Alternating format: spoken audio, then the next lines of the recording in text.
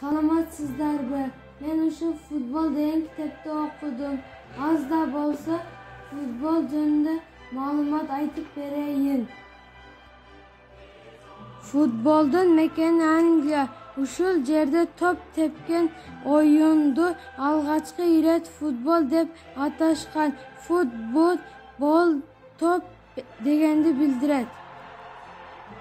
Окуя 1349-жылы король 3-түн жарлыгы менен футболго тыюу салган. Жаштар футболго берилип, жаатууга кызыкпай койгон. Ошол үчүн королдор тыюу салган.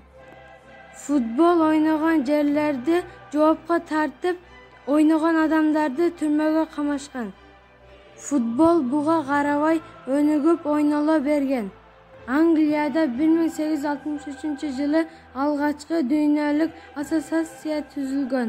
Футболду клубтар ачылган. Ошентип футбол оюну өнүгүп, дүйнөлүк деңгээлде ойноло баштаган. Футболдо топту колу менен кармабайт, бир гана дарбазачы кармайт. Футболдо 11 киши ойнойт, бирөө дарбазачы болот. Бириккен Улуттар уюмунун демилгеси менен бүткүл дүйнөлүк футбол күнү 10 декабрда белгиленет. Футбол командалык оюн. Негизги максат каршылаштын дарбазасына топ киргизүү. Футболчунун кийимдери: футболка, гетра, шорта, бутса, мелей. Оюн 45 мүнөттөн 2 тайм 90 мүнөт болот.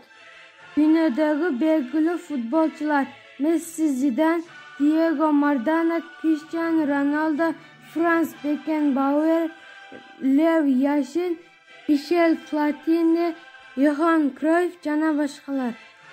Кыргызстанда Спартак, Дордой, Алай, Алга, Нефчи, Илбирс, Каганат жана башка футбол командалары бар.